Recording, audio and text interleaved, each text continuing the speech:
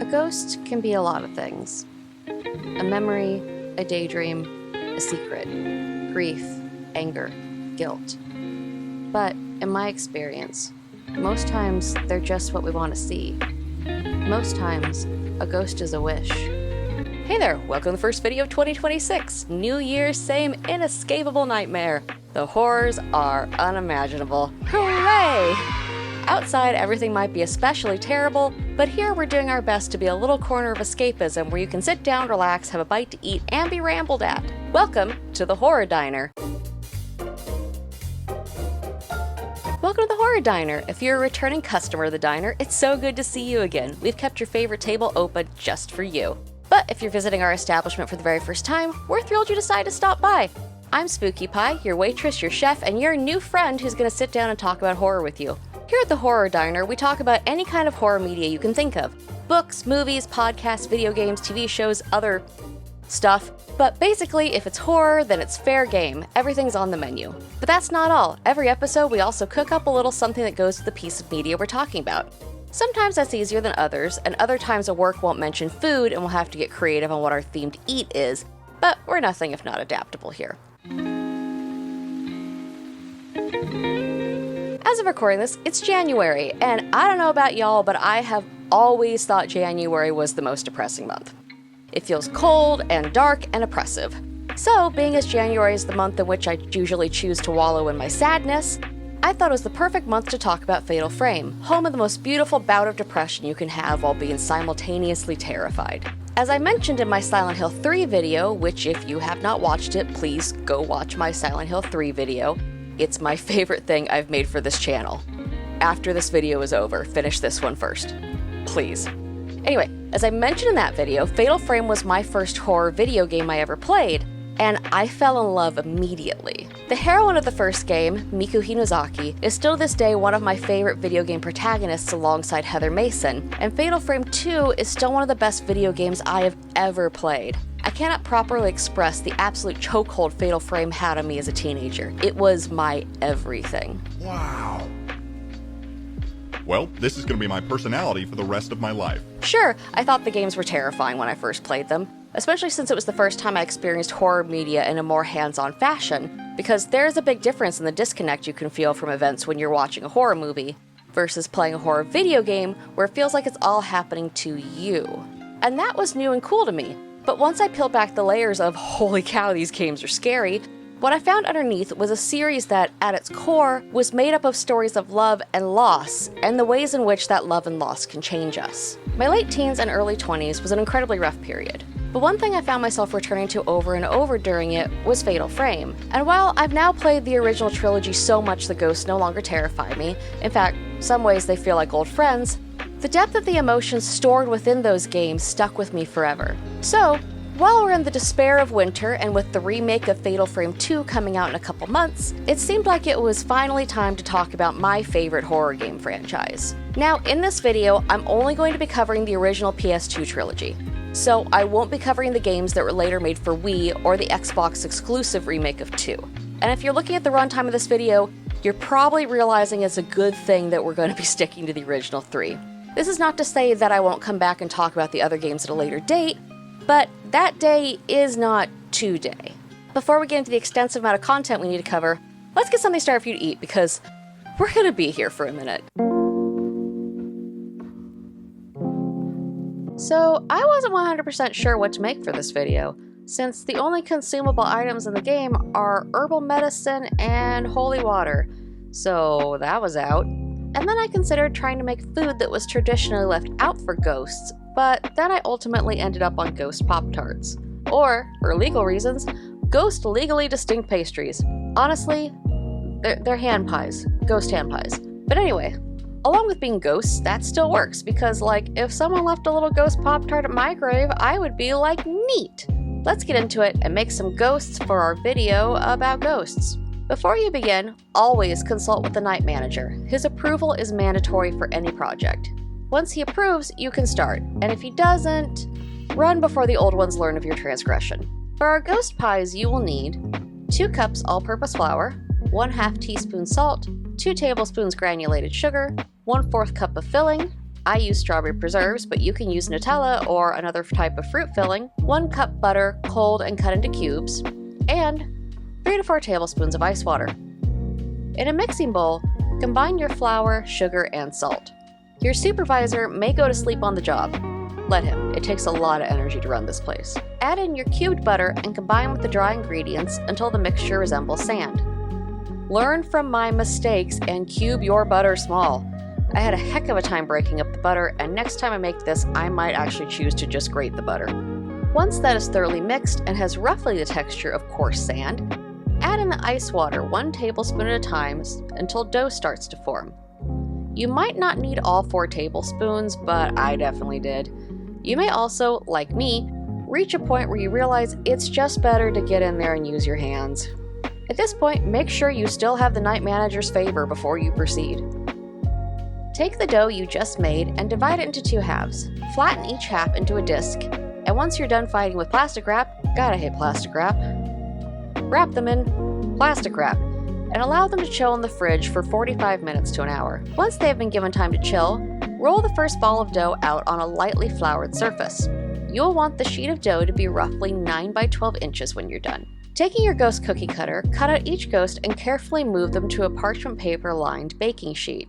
Take your filling of choice and spoon a couple of teaspoons on the ghost cutouts and spread them out gently. Make sure that there is about 1/3 inch of open space around the edge of the pastries. Do not overfill them. Trust me, they will ooze everywhere. Now, take your remaining dough and roll it out on a lightly floured surface like you did with the first half, and then go ahead and cut out 8 more ghosts. Using your finger, wet the edges of the pastries with some water, and then cover with one of the new ghost cutouts and gently press the edges together. Use a fork to crimp and seal the edges. Using that same fork, poke some air holes in the top of your pastry. Repeat this process for all 8. With your oven set to 350 degrees, go ahead and bake your pastries for 30 minutes. Remove them from the oven when they are golden brown. Set those aside to cool, and let's make our glaze. For the glaze, you will need 3 cups of powdered sugar, 5 tablespoons milk, 1/2 teaspoon vanilla extract, and black nonpareils for decorating. In a small saucepan, combine the powdered sugar, milk, and vanilla extract. Cook it over a low-medium heat, stirring the ingredients until the glaze is warm and starts to form a crust. Then remove it from the heat. Dip each of the pastries into the glaze, gently shaking off any excess glaze and letting it drip off. Immediately place 2 nonpareils for eyes. Continue with the other ghosts, making sure to stir the glaze in between each one so it does not solidify. If you do find the glaze is too thick and unwieldy, add a small amount of milk to thin it a bit. Repeat this until all ghosts have been decorated. Now, while those are cooling, let's head over to my office.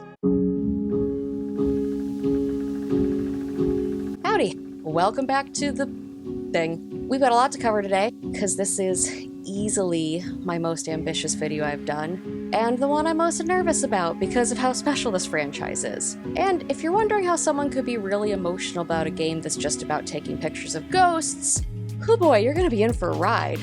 Honey, you've got a big storm coming. Spoiler, it's not just about taking pictures of ghosts, though, yeah, that is part of it, but that's also kind of like saying Doki Doki Literature Club is a game just about analyzing poems. Like, technically, from a mechanical standpoint, yeah, but in all other ways, no. But here is the very basic spoiler-free premise of the franchise before we get to the in-depth summary. Each of the original games involves the protagonist or protagonists venturing to an ancient site where long ago a ritual happened, and in some way went wrong, causing the current haunted state of the place. While this is a survival horror series, you do not have traditional weapons. You at no point get a ghost shotgun.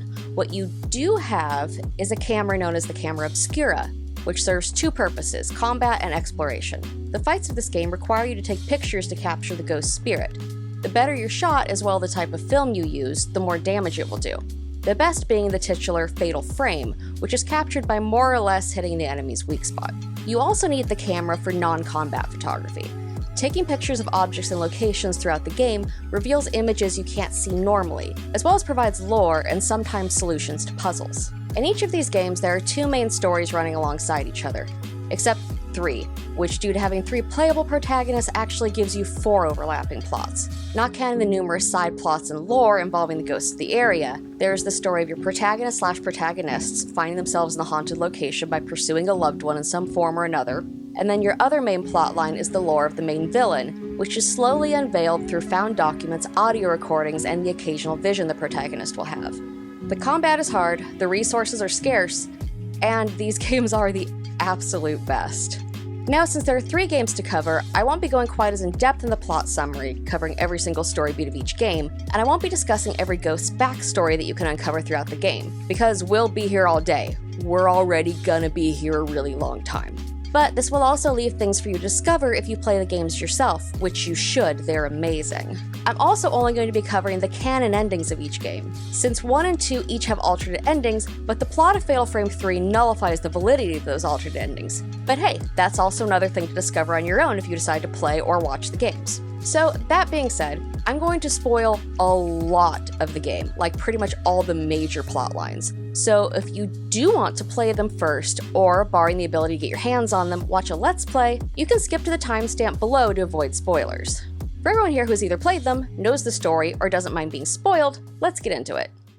Fatal Frame 1 opens with Miku Hinazaki searching for her brother Mafuyu. Both are established to have the ability to see ghosts. Mafuyu has gone missing after going to the famous Himuro mansion to look for his mentor, Junsei Takamine, who disappeared while on site researching the mansion along with his team.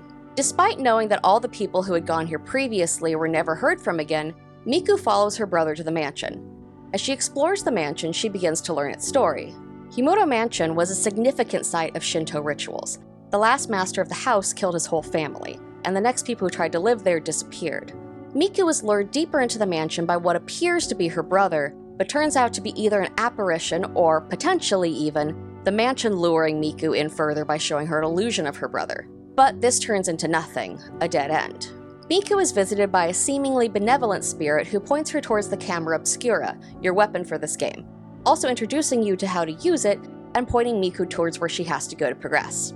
As Miku explores, she uncovers echoes of the last research team's final days, talking about how ropes began appearing throughout the mansion. The first ghost you have to combat is preceded by Miku envisioning a flashback of how they died, or at the very least, that he hid and was found by a woman in a white kimono before everything fades to white.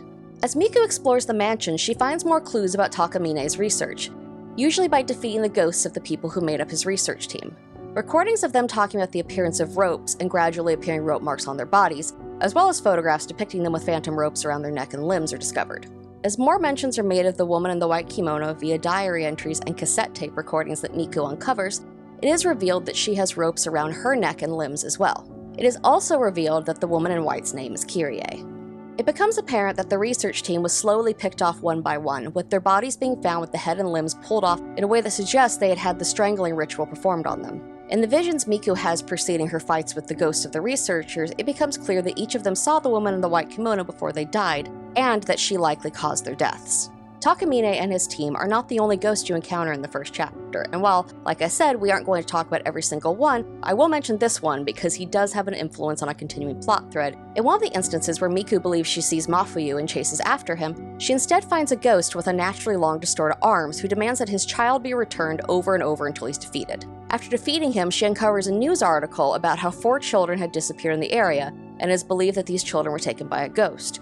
And since you do actually encounter the child ghost later in the game, the implication, alongside more documents and pictures you uncover as the game continues, is that this long-armed ghost is responsible for their deaths. In order to find Mafuyu, Miku must progress through the mansion, uncovering the story behind it and the tragedies that have occurred in it.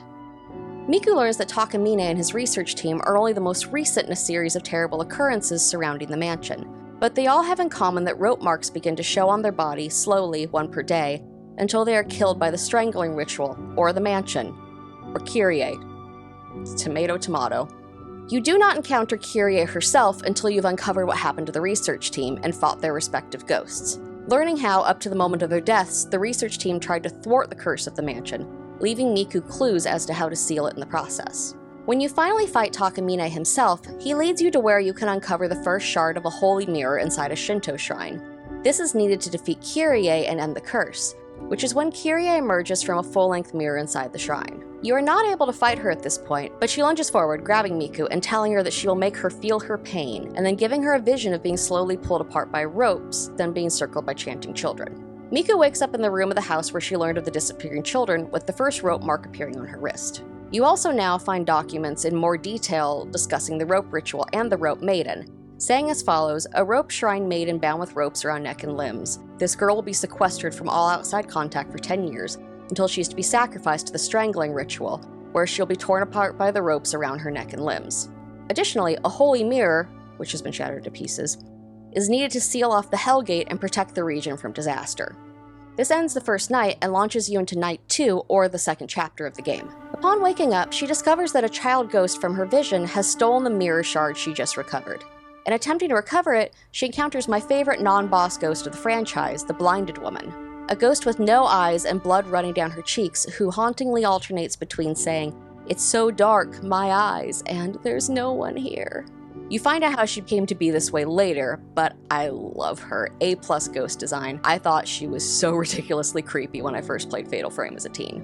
Anyway, shortly after you first fight her, you uncover a document that is needed for puzzles that will open doors in the mansion, but details something called the Blind Demon Ritual. As Miku continues through the mansion, it appears to be slowly repairing itself, and areas that are in disrepair the first time you encounter them start to look like they are new again.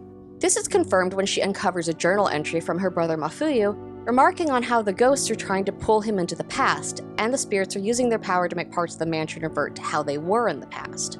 After unlocking additional areas deeper within the mansion's property, Miku catches a glimpse of Mafuyu again, and of course chases deeper into the depths to try and find him. She doesn't catch him yet because we're only on Night 2, but that's okay. We do get a document that gives us another shred of lore though. It talks about masks that were used in the rituals of the mansion, specifically the Blinding Mask, a mask fitted with 2 spikes that pierce through the eyes of the wearer. This mask is also the key to progressing to the next area. You also in this night find a diary entry by a previous tenant about moving to the home with his wife Yae. Keep that name in mind. The only helpful ghost, the little girl from before, appears once more to point Miku in the direction of the new puzzle that needs to be solved in order to progress. This leads to a fight with one of the children who stole the mirror and getting the first fragment back. Another diary entry is found mentioning a woman named Yae, again remember that name, and how her mental health was deteriorating along with the disappearance of her daughter Mikoto. Miku finds photos that remind her of ones taken by her mother, which is odd because the Hinazaki siblings presumably haven't ever seen the camera obscura before entering Himuro Mansion. Miku then has a vision of the man who came to research the ritual with his wife and daughter, who we'll be referring to as the folklorist from here on since the game does and it's easier. But in this vision, it shows that he found the blinding mask to be the key to the inner part of the house. Finding more diary entries by this man mentions the idea of something called the Calamity. As she progresses, Miku sees a ghost of a woman who has hung herself, triggering a flashback to Miku finding her mother hanging and having seen her mother frantically taking pictures earlier, like the ones that she discovered. Since this is triggered by the sight of an apparition of a woman hanging from the tree, there is more implication of a connection between Miku and the mansion, or at the very least, the camera, than preceded coming here. This vision concludes with the folklorist finding the same apparition hanging that had reminded Miku of her mother, who she of course now has to fight. After the fight, along with the note Yae left before hanging herself, are a collection of pictures. One being a picture showing the child ghost who has been helping you, titled Picture of Kyrie.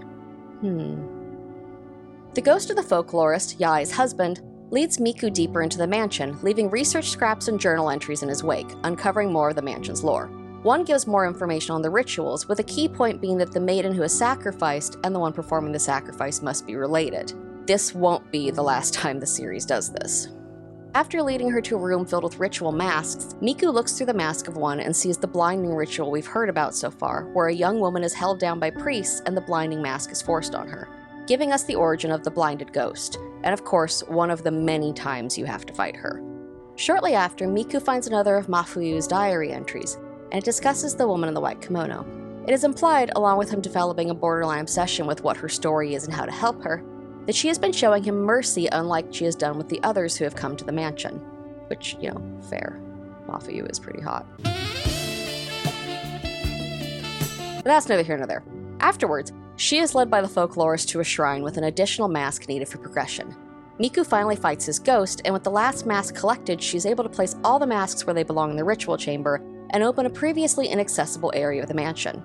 It is in fact the room in which the blinding ritual took place, and where Miku finally gets the blinding mask she needs to unlock the depths of the mansion.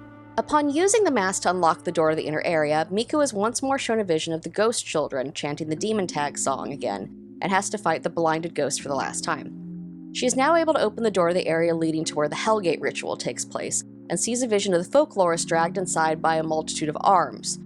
When she enters, his corpse is found pretty close to the entrance, holding the second piece of the holy mirror. She also has another vision of a young woman being dragged towards a ritual by men in hooded Shinto robes, and Kyrie appears once more. At this point in the game, you still cannot fight her, but she can kill you, and you must run from her because she is a one-touch kill. Miku eventually finds herself at a dead end as a large group of ghosts block the pathway, and via a cutscene, Kyrie catches up to her once more and touches her. Miku gets another flash of piles of dead bodies and a man in a demon mask slaughtering person after person. And when she wakes up once again outside the doors to the Hellmouth tunnel, rope marks have appeared on her ankles. Not to be cowed, Miku goes right back in, sure that Mafuyu is in there. She reaches a dead end where the tunnel has collapsed, but she does see Mafuyu through a hole in the rubble. But he's busy, I guess, because he just walks on by. However, she does uncover more lore in a document that details how in 1837 the strangling ritual failed, causing an event called the Calamity, in which 1,347 people were killed and Malice escaped. This document is mostly for solving puzzles since the numbers are in red and need to input into a puzzle to unlock a door, but it does expand on the event that caused the curse of the mansion. The little girl, who is also Kyrie, appears once more, and she points Miku towards a document involving the area where the rope maidens, the girls meant to be sacrificed, were kept, called the Moon Well. Doubling back up into the mansion proper, Miku glimpses the ghost of the man in the demon mask and pursues him, which leads to a room where she has a vision of him slaughtering a priest, and of course Miku now has to fight him. And he is one of the most annoying boss fights in the game, because you are in a very small area and he does a buttload of damage, but that's just me griping and is not pertinent to this plot in any way, shape, or form. Miku is now able to find the entrance to the Moon Well, where the rope maidens were kept, but of course she can't open it yet. There's puzzles and fights that need to happen first. She needs things off a bunch of angry dead priests before she can get in there. Fighting the priest she needs for the puzzle pieces also gives us some more lore. Lord! There's a priest's diary in which he talks about a visitor coming and Kyrie's attitude changing, as well as concern that her interacting with him will compromise her ability to be a sacrifice, since the rope maiden needs to not be attached to this world or the ritual will fail. Because of this, the priest killed the guest and hide his body so that Kyrie wouldn't know, lying and telling her that he'd left.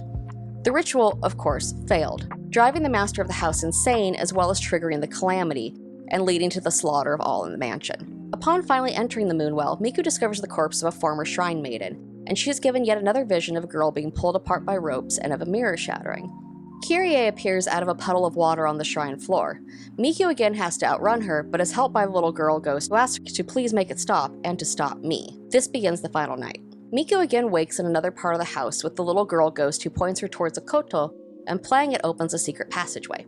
In it, she is able to peer through a hole in another room where she sees a weeping ghost that looks like an uncorrupted version of Kyrie, saying how she doesn't want to die. The passageway ultimately leads to a chamber with a wooden cage structure and the ghost of the little girl tied up inside who disappears after Miku looks at her. Miku enters the cage and finds another piece of the mirror and gets another vision. This time, there's a young man who looks a lot like Mafuyu, and there is uncorrupted Kyrie. They're clearly in love, standing under a tree while wistful music plays. As the vision ends, Miku is also surprised by how much the man resembles Mafuyu. She finds a collection of Kyrie's diary entries that detail her falling in love with this visitor who taught her about flowers in the outside world, and talk about how it was the first time in her life she felt not alone. It also details her unwillingness to become the rope maiden now that she has something she cares about. As Miku leaves this chamber, the corrupted older Kyrie ghost appears again, and Miku again has to run or else it's a one-touch kill. She runs back to the moon well, and using a hairpin she found in Kyrie's room, she's able to open a door inside the well. The door leads to an underground passageway and the other side of the rubble that she had glimpsed Mafuyu through earlier. Entering further, she gets a vision of priests dragging Kyrie down the tunnel with her struggling and saying how she wants to see him one more time. After this, Miku discovers a scrap of Mafuyu's diary. He writes about how he sees her in the mansion. He chases her, but he can never get to her. He suspects that the instability of time is responsible for his inability to ever reach her. He asks her to help him, telling her that he learned that the force behind the Himuro Mansion's curse is Kyrie, which we did already know, but we still love him. When she was sacrificed and the ritual failed due to her unwillingness, it caused the calamity, and the malice of that warped her spirit. He's also figured out that he reminds Kyrie of the man she was in love with, and he thinks it's his duty to go to her because of this. Honey boo boo, what are you doing? No, it's not. Because of this, he also thinks he can stop the mansion from claiming in more victims. The diary ends with Mafuyu begging Miku to help Kyrie by sealing off the Hellgate with the pieces of the Holy Mirror. This also sort of explains the two Kyrie versions, the evil part created by the malice of the Calamity, and the innocent child version, trying to find help to stop her other self and the evil of the mansion from claiming any more lives. Miku gets yet another vision of Kyrie being killed in the rope ritual, and the priest who performed the ritual taking the now sacred ropes that killed her to seal the hell doors, which we know how well that went. The back of the sacrifice chamber is now open, and it leads to another stretch of underground passage lined with torii gates. She finds another note from Mafuyu, talking about the camera left to them by their mother when she passed, but that the camera had originally belonged to their grandmother Mikoto, and how it had been her only possession when she was adopted by the Hinazaki family. Mikoto being the lost little girl that was the daughter of the woman named Yae who hung herself and the folklorist. Not only does this tie Miku and Mafuyu into the mansion, but it will be important later in the series. At the end of the passage is the Hellgate, and another vision of the priest attempting to use the holy ropes to keep the Hellgate sealed. But the ropes break and the gate opens, shattering the Holy Mirror and unleashing the Calamity, which rips through the mansion, killing everyone in its wake, leaving only the master of the mansion and the priests. But the master, as we learned before, was driven mad and killed off those remaining priests. Once that vision ends, Miku is able to place the shards she's collected of the Holy Mirror into their receptacle, and as she does so, she sees her brother Mafuyu, but Kyrie appears from behind embracing him. As Mafuyu reaches for Miku, Kyrie says that they will always be together and absorbs him. Horrified and heartbroken, Miku now must finally fight Kyrie, and it sucks because she is still a one-touch kill. Eventually the camera explodes, and it looks like Miku will be killed by Kyrie until the child form of her appears, showing her the last shard of the Holy Mirror that was kept within the camera. Do you hear him purring? Purr, purr, purr. The mirror cleanses Kyrie's spirit, releasing Mafuyu and returning her to the sad young woman seen earlier. The child version of her then appears, telling her to fulfill her duty to shut the gate before disappearing. Kyrie then has to willingly take up the ropes of the Rope Maiden in order to keep the Hell Gates closed. She tells Miku and Mafuyu to escape while they still can. The passageway begins to collapse around them, and Mafuyu, in a truly baffling moment that made me scream at my TV the first time I played it, decides to stay behind with Kyrie, believing he can help her. Miku is baffled, and frankly so am I. She pleads with him to come with her, but he insists that he wants to be by Kyrie's side. Miku then awakes, transported outside the mansion, witnessing all the souls that have been trapped in Himuro Mansion as orbs of light floating into the sky. Mafuyu's voice tells Miku that he understands why he was brought here, and thanks her for helping him, and it ends with Miku saying that she no longer sees ghosts, which we will find out is not true, but we let her have that for now, because damn girl, that sucks. But that's Fatal Frame 1. Look at her. Look at my daughter, she's perfect.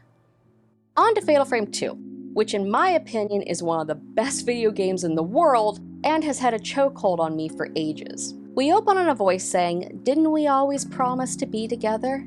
And then grainy footage of little girls running and one falling down a ravine trying to catch up to her sister.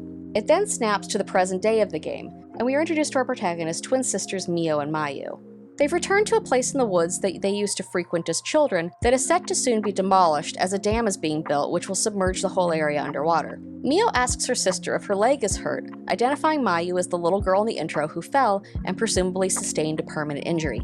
Mayu wordlessly gets up and begins chasing a red butterfly into the forest, forcing Mio to chase her as the forest shifts around her, becoming night and giving her visions that alternate between her sister and a fleeing woman in a white kimono. She gets another vision of the woman in the kimono weeping and saying she's sorry, as a red butterfly appears to guide her to where her sister stands, surrounded by butterflies, looking over an old town that Mio ominously says is the Lost Village. Mio elaborates that she had heard a legend about a village that disappeared during a festival, and the people who get lost in the woods become trapped in this village. Making their way down the hill, they find an article about a surveyor who went missing investigating the area for the dam, as well as a picture of him and a woman. You're being so cute, look at you hamming it up. Upon reaching the village, the twins enter the first building they happen upon, and Mayu is immediately affected by the place, getting a vision of a woman in modern clothes, searching the building and calling for a man called Masumi, and twins hanging. The vision ends with the woman's voiceover saying she doesn't want to kill anymore, while a man strangles her and there are flashes of a laughing woman in a blood-soaked kimono. Touching her arm, Mio is able to see it too. They find a note, presumably from the searching woman. It shares lore about how the village continuously repeats the night of the massacre that killed all the residents of it. A woman's laughter is said to echo throughout the village, and that the only survivor of this massacre was a lone woman. Exploring the house, Miu finds a camera, specifically the camera obscura. And unsurprisingly, the searching woman is the first ghost you fight, and defeating her gives Mio a vision of the woman finding Masumi, but he was corrupted by the village's curse and he killed her, trapping her spirit in the village. The vision ends with Mayu again chasing a red butterfly. Mio wakes up alone. Exiting the room, she sees Mayu leaving the house and saying she's sorry, but she has to go. The perspective then shifts to playing as Mayu. Eerie voices talk about a sacrifice as Mayu chases crimson butterflies through the village. She encounters a woman in a white kimono with her back turned. Before this vision fades and you return to controlling Mio. And now Mio must traverse Minakami village to find her sister. Mio catches a glimpse of her disappearing into a mansion that you of course cannot open. Crimson butterflies appear to lead her to what she needs to open the door, along the way encountering a lot of twin iconography. They lead her to a locked storehouse that a white-haired boy is imprisoned in. He calls her Yae and is surprised to see her, telling her that she and Sae need to escape before the ritual can happen, and that Sae is at the ceremony master's house. Apparently Sae is going to do it presumably being the ceremony he mentioned, and he directs Mio towards where she can find the keys to unlock the house, and tells her if she cannot find a way to leave the village to find him, he may know a way out. After collecting the keys, Mio is able to enter the grounds of the mansion, immediately seeing the woman in the blood-stained kimono before she disappears. She makes her way into the house where a ghost whispers that the twins needed to complete the sacrifice have returned, before disappearing. Another disembodied voice says that the Kusabi is coming as Mio explores. Control briefly shifts back to Mayu. Ghosts appear in this section too, but they do not hurt her. She says the repentance has begun and that everyone is dead as she wanders the hall. She eventually comes to a chamber with a woman in a blood-stained kimono surrounded by butterflies. Following where she saw Mayu go, Mio arrives at a chamber that triggers another vision.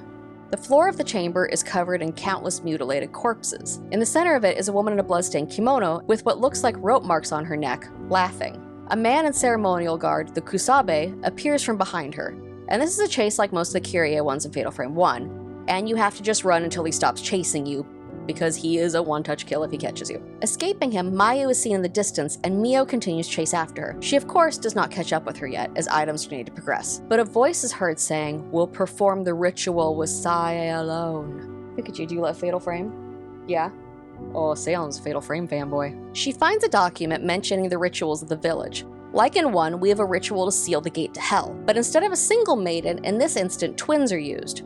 If the ritual fails, then the gate will open and the dead will pour out. This disaster is called the repentance.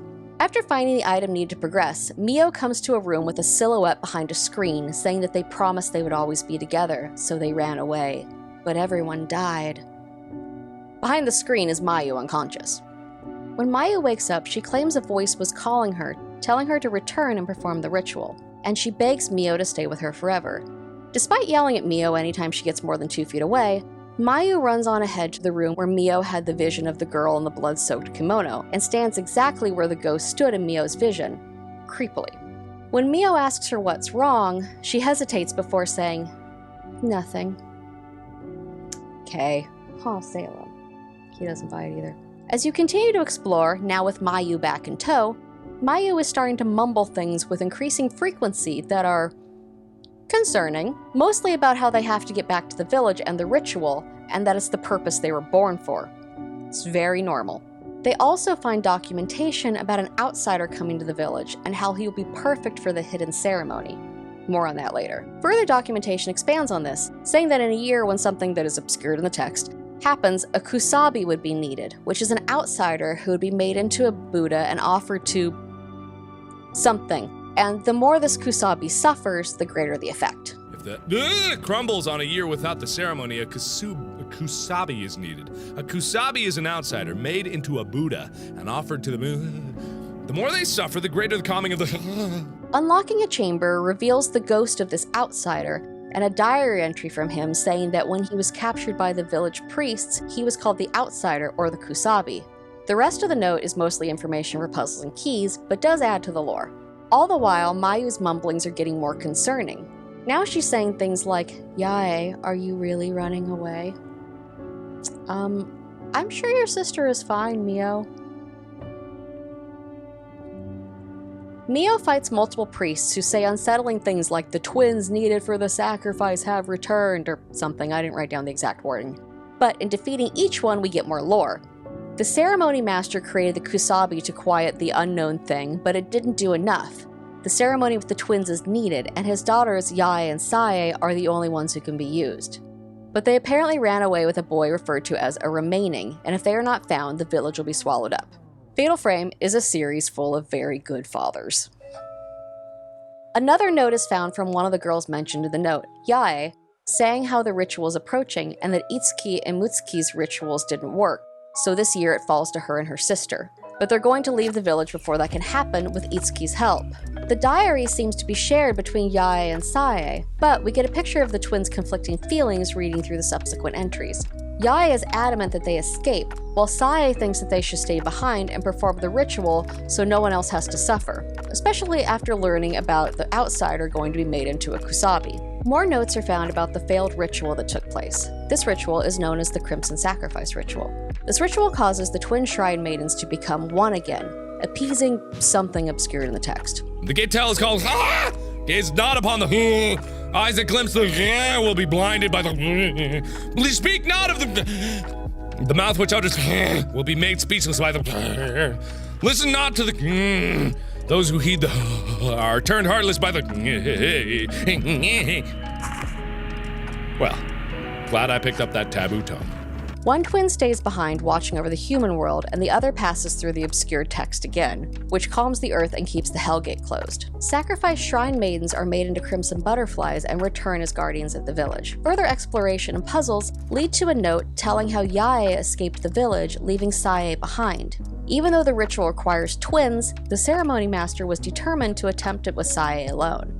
About now, Mayu chooses to say everyone is calling her. More diary entries from the outsider that became the kusabi are found, as he conducted his own research into the rituals while he was imprisoned and waiting to be sacrificed. In the village, there is a hole connecting our world to the other world.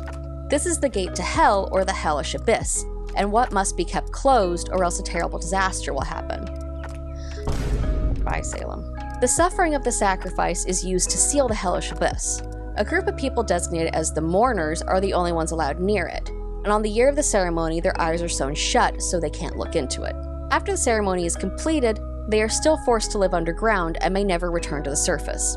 This implies there is something bad about gazing into the abyss. Don't stare into the abyss, Anne. After all, it stares back. Further research on the Crimson Sacrifice ritual reveals that the people of the region believe that the twins were once a single being that was split in two at birth. The ceremony is based on the belief that when they are reunited as one, the shrine maiden will gain the power of a deity. There's also text saying that the older sister must do something that is obscured in the text for the younger sister and throw her into the redacted. On trying to leave the chamber where the future kusabi was held, Mayu is shut inside. Mio says she'll need to find the key, and Mayu begins to panic, saying how Mio promised to never leave her behind. This once again flashes to the grainy image of two little girls running through the forest, with Mayu begging Mio not to leave her behind as they run, and Mayu slipping and falling into a ravine as a result.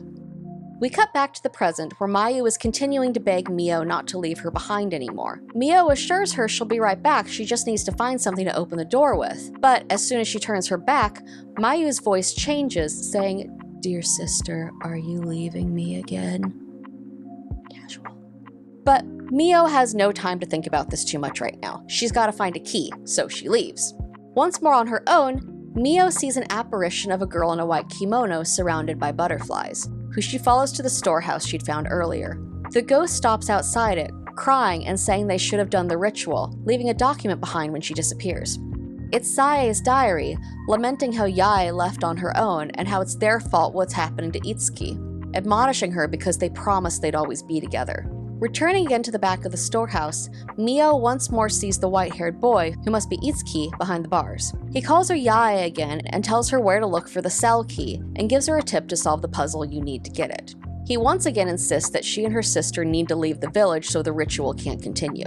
Following his instructions and solving a puzzle, leads to the basement of the first house that we entered in the game, that apparently has a secret passageway in it. The ghosts of the blind mourners appear, leaving behind the key to the cell. They seem to not know Mio is there until she accidentally makes a sound, because of course she does, leading to a minor boss fight. Having retrieved the key, Mio returns to the cell Mayu was locked in, only to find her gone, and a note that has "Run" and "Are you going to leave me again?" scribbled on it, as well as apologizing to Itsuki. This triggers a vision of Itsuki in the woods with two twin girls in white kimonos, telling him to go ahead and not look back. The scene then mirrors the one of Mio and Mayu as children, with the two running through the woods and Sae begging Yae not to leave her behind before Sae trips and falls down a ravine. The next scene sees Sae alone, surrounded by men who are saying how her sister left her to die, while Sae insists that Yae will come back for her. The playable character again switches to Mayu, following the butterflies through the village very shortly before switching back to Mio. Running the directions seen in the Mayu portion, Mio glimpses her sister in the distance, walking across a bridge as though in a trance, trailed by a ghost woman with long hair and a broken neck. When Mio reaches the bridge, Mayu is of course gone, having gone through a locked door.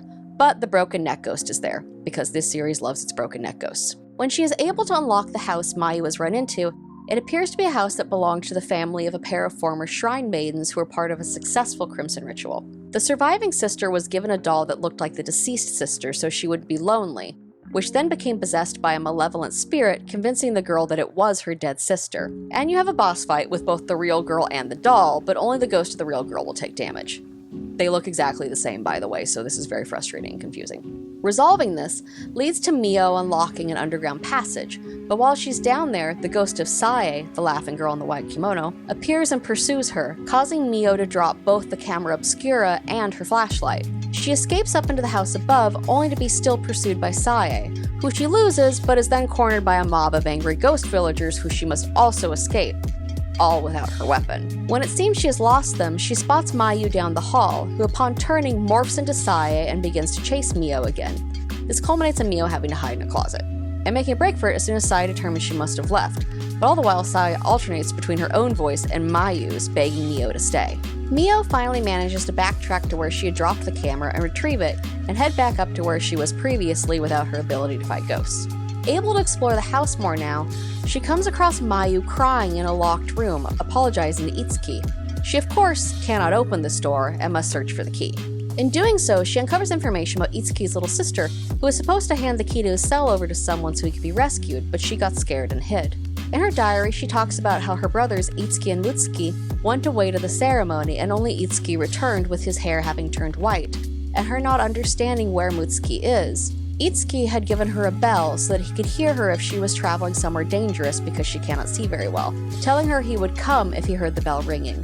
All the while Mio is reading this note, the ominous sound of a bell can be heard. And now we get the one boss fight I actually just feel depressed during, because this ghost is really just a scared little girl who cries and talks about how scared she is, and I just feel like a dick fighting her. Which is just made worse when you read her diary entry after defeating her and find out she died scared and hiding in a closet when the redemption happened, wondering why her big brother wasn't coming to save her. It's a happy series about happy things where nothing but good things happen to everyone. And of course, after all this, you get the key, and Mayu has fucked off again. But Mio finds a note on how to escape the village, only to be cornered by Sae, who turns into Mayu. Mayu embraces Mio, saying, "I don't know what's happening to me. Whatever happens, I'll forgive you," and again begging her not to leave her behind. With Mayu in tow, they make their way towards the tree that marks the entrance to the passageway they can escape the village through. Meanwhile, in the distance, they can see torches and hear preparations beginning for the ceremony. Upon entering the chamber from which the passage can be accessed, Mayu collapses, saying she needs to rest, leaving Mio to investigate the puzzle she has to solve in order to open the passageway. So Mio leaves her sister mumbling cryptic things about graves and being sorry. Mio returns to the storeroom, only to find Itsuki no longer in the window. When she opens the door, she sees a vision of pre-corrupted Sae entering the storehouse, only to find Itsuki hanging, as the villagers surround her, saying the ritual is about to begin. When the vision clears, she finds a note from Itsuki, lamenting that his ritual failed and that his brother was killed for no reason. Like I mentioned before, nothing but good feelings here. Finally collecting all the things she needs to open the passageway and returning to Mayu triggers a cutscene in which Mio has a vision of walking down a passageway lined with candles. At the end stands a mutilated man in front of a pit, When Mio asks where her sister is, the mutilated man points down and the vision ends. Mio finally gets Mayu to wake up, although she is still mumbling incredibly creepy nonsense, and leads her towards the path to the shrine that will let them exit the village. But as they approach, they are swarmed by a mob of ghost villagers. They try to escape them, but Mayu, of course, falls behind and is surrounded by the ghosts, who Mio now has to fight all of. And when they are defeated, shock, Mayu is gone again. We again cut to Mayu, once more following the butterflies towards the ceremony house. The ghosts bow to her and let her inside. Then we gain control of Mio again. Chasing Mayu to the ceremonial house, she sees her being led away by priests, the image flickering between Mayu and Sae, saying it's her destiny. Running through the ceremonial house, Mio has to fight a bunch of the greatest hits of ghosts throughout the game as she makes her way towards where her sister is. Interspersed are sections when you play as Mayu as she walks toward the side of the ceremony, led by crimson butterflies as she has been for the whole game. All the while, Sae is making key appearances, mirroring Mayu exactly. Finally, Mio enters the chamber where the Kusabi was tortured and sacrificed, seeing a vision of him being killed and thrown into the pit. After defeating the ghost priests who spawn from this vision, Mio makes her way to the underground passage, fighting ghosts of the mourners as she goes, and following Mayu's ambient voice saying, "Yae, you finally come. I've been waiting." It opens out into a large chamber full of candles, with a vision of two ghostly twins strangling each other. Continuing even further down past that, Mio is shown a vision of Sae being led down the same stairs to an underground chamber with a pit. There she was hung and then thrown into the pit, with her voiceover saying, "I'll wait forever." Then a rumbling begins, and all the priests flee in terror as darkness spills out of the pit Sae was just thrown into. This transitions into the final boss fight, if you are getting the canon ending. There is another one if you are going for the non-canon second ending, but as mentioned before, we're only covering the canon ending, and for that, the Kusabi is the final boss. He is a one-hit kill, can only be injured with high-powered film, regenerates, and is, of course, a one-touch kill. This was the most frustrating boss fight of my teenage life. It took me a lot of tries at age 16, and I cried a lot out of pure frustration. That's not the point. You don't need to know how frustrated and bad at video games I was when I first started playing them as a teenager. Anyway, after the Kusabi is defeated, Mio proceeds down the steps to the final ceremony, finding a note from Sae saying how glad she is Yae has finally come and that she'll wait forever. Progressing past this, she finds Mayu standing in front of the pit. She tells Mio how she kept waiting in the dark for her, before asking if she's ready to begin. We then enter the final cutscene. Alternating again between images of Sae and Mayu, Mio approaches Mayu, and this ends the only way it can, with Mio having to strangle her sister to complete the ritual as they are surrounded by ghost priests. A crimson butterfly raises out of Mayu as the mourners throw her into the pit, and Mio stands in horror at what she's done. Then, chasing Mayu's butterfly, she is led out of the village where countless other crimson butterflies are ascending to the sky. A crimson butterfly just evades Mio's grasp, and she collapses sobbing as dawn finally breaks over the village and the credits roll. The post-credits scene shows Mio sitting alone on a bench with a butterfly appearing on her throat and Mayu's voice softly saying, "We're finally together." All the while, Cho by Tsukiko Amano, one of the best and most heartbreaking songs ever written, plays. And I sobbed. I cried for days. I was inconsolable. I cannot state how obsessed with Fatal Frame 2 teenage me was. But this video is already long as hell, and we've got a whole other game to get through, so I can't dwell on this too much. But no, the Fatal Frame 2 is a work of art and one of my favorite games ever. I think I've said that like 8 times already. So, moving on to Fatal Frame 3. We open on a girl outside a car wreck that she is clearly the only survivor of.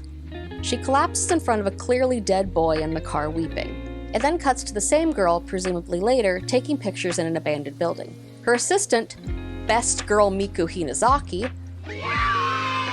shows up to take her camera equipment and tell her it's time to get going. As our heroine, Rei, continues shooting pictures, Yu, the dead boy from before, appears in the picture. She chases after where she saw him, and the area around her warps, becoming black and white and ancient looking. She is now standing outside of an old-style Japanese house surrounded by graves with snow falling. Rei begins exploring the grainy black and white house, immediately seeing an apparition that you do not have to fight, with an axe. In 3, you have the advantage that, since Rei is a professional photographer, she starts the game with a camera that you can at least take non-combat photos with. Unlike with Miku and Mio, where you had to progress a bit into the game before you uncover your camera. The apparition of Yu appears once again, disappearing down a hallway. Ray pursues him deeper into the house. On the way, she passes random ghosts that say things like, "Stay here forever." She follows him to a doorway, and passing through it triggers a cutscene of a ghostly woman covered in tattoos approaching her. When she reaches her, it cuts to Ray lying on the ground while tattoos crawl over her body, and child shrine maidens hold up stakes to drive through her limbs. It fades back into the normal world now, where Miku is standing concerned as Ray was presumably disassociating. Later, Ray is developing her pictures, and surprisingly, the one she took of Yu does show him. As she goes to sleep that night, she finds herself returning to the manor. Exploring the manor, a ghost is briefly seen leaving the camera obscura for Ray to find. So she now has the camera that she can fight ghosts with. Approaching a chamber in the house, Ray hears a woman asking if someone has seen him, and the ghost of a woman and child appear behind her, but are gone when she turns around, only for the child to appear directly in front of her, leading to the first fight of the game against two ghosts, which is fun times, but luckily defeating the mother gets rid of both. Shortly after, she encounters the ghost of a woman shaking on the floor and saying it's not her fault that only she survived. Ray approaches her, but when she reaches for her, the girl scrambles away before gasping and staring behind Ray in horror as tattoos begin crawling up her neck. The tattoo ghost from the first vision appears again, approaching the two girls. The other woman screams and runs, her face now covered in tattoos. Ray flees the tattoo ghost, but the ghost manages to touch her with a voice saying, "Let me sleep forever." Ray escapes the doors and wakes up on her own bed in pain as a tattoo begins forming on her shoulder. Concerned, Miku comes to check on her, having heard Ray yelling in her sleep, and the tattoo appears to be gone.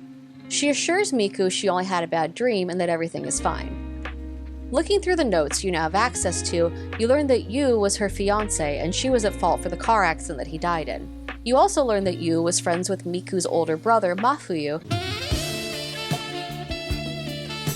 which led to how they met and Miku became her assistant. Going downstairs, Miku is waiting. She informs Ray that it looks like it's going to rain all day, so they should take it easy. Also, there was a letter that came for Yu. It's from a friend whose niece is showing symptoms that match an urban legend. He also mentions the camera obscura. He signs the name Kei Amakura, and it is implied by Miku that this man has written many times and Ray hasn't informed him that Yu is passed. It is also implied by the letter that Yu owned the camera obscura in real life, so Ray enters his office to look for it. She briefly imagines seeing him in his office before he disappears, leaving her with just the sound of rain. She finds a note on Yu's desk about him studying urban legends about lost villages, referencing the story about the Minakami Dam where Mayu went missing. Yes, that Mayu. He talks about the massacre in the lost village where only one woman survived. He describes the legend of people getting trapped in that village. He also talks about the legend of the manner of bizarre murders that was tied to Mafuyu's disappearance. This section is basically a Cliff Note version of Fatal Frame 1 and 2, in case you jumped into 3 without playing them. It concludes with his research about the manner of sleep, and talks about people being spirited away. Not much else is said about it, though. There's also an article about a missing mother and child, potentially those two ghosts Ray fought.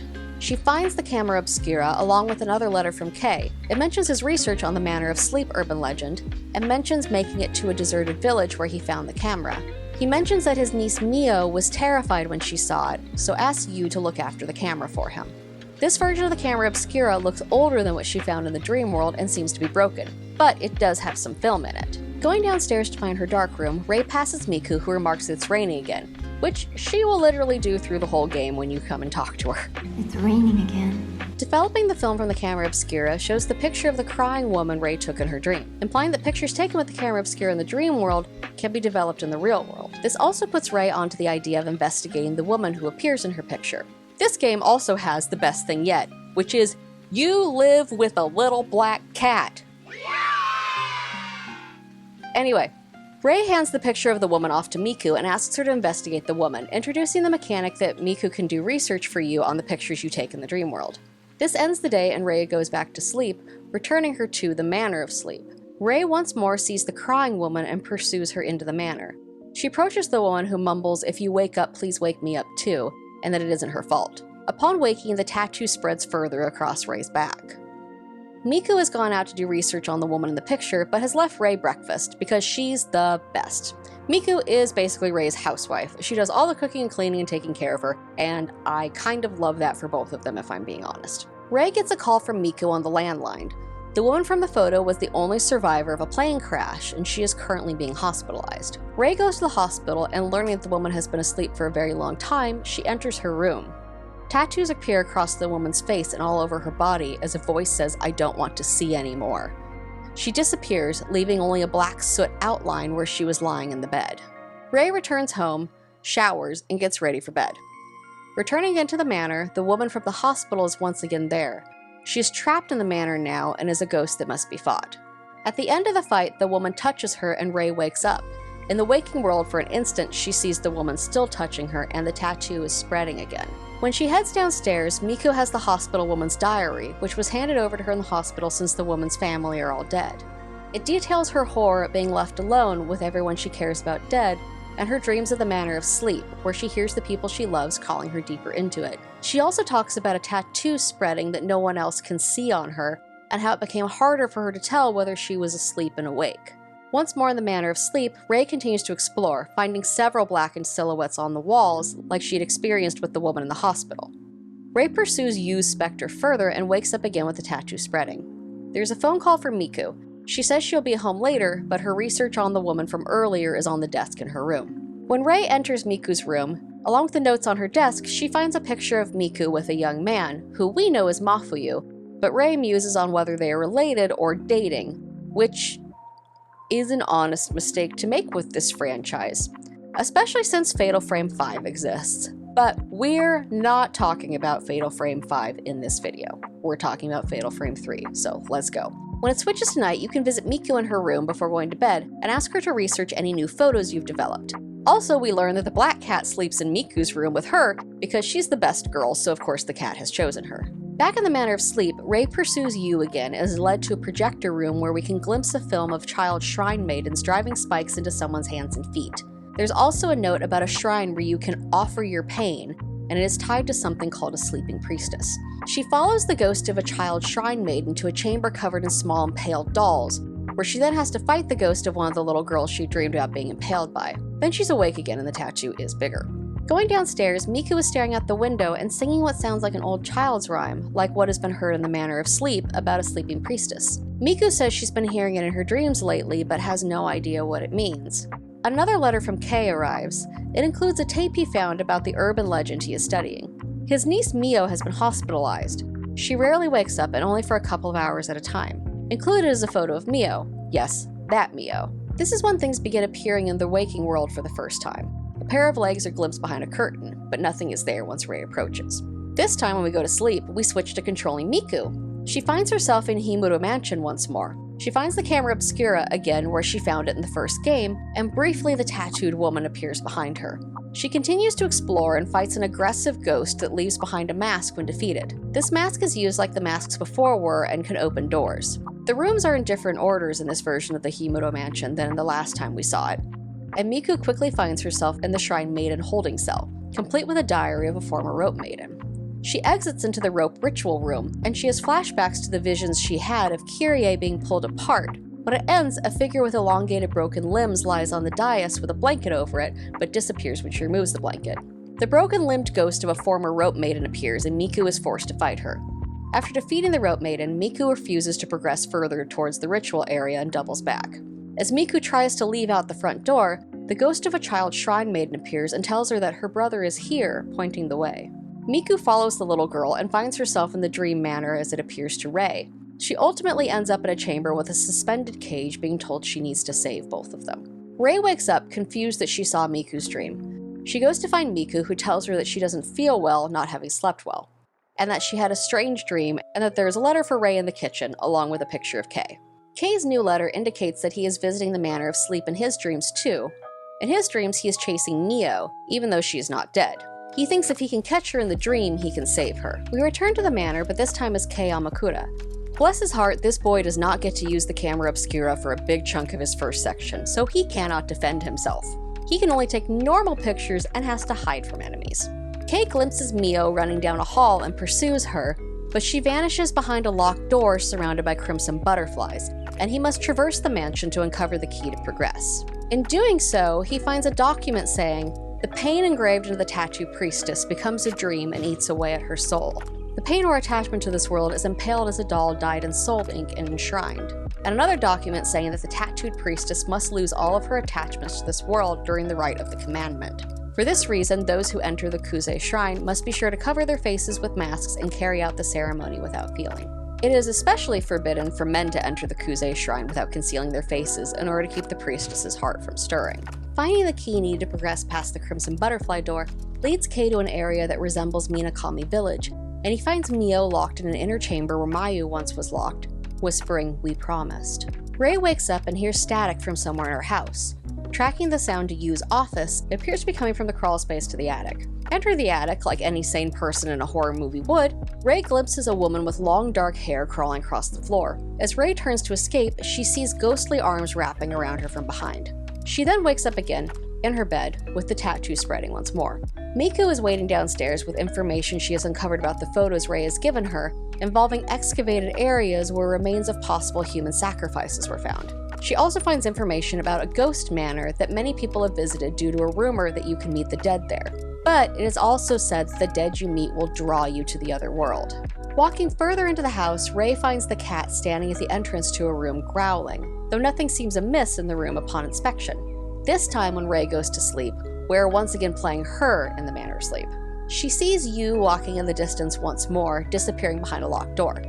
In traversing the mansion for the objects needed to progress past the locked door, Rei discovers further documentation about the lore of the manor and the ritual in it. It mentions a ceremony of the Rift Shrine, which makes a priestess wander for eternity, whose limbs are impaled while prayers are said for her peaceful slumber. The Shrine of the Rift must be built to keep her from being restless, and then the shrine is sealed within a dream to prevent the priestess from escaping and spreading the rift. Just go with it.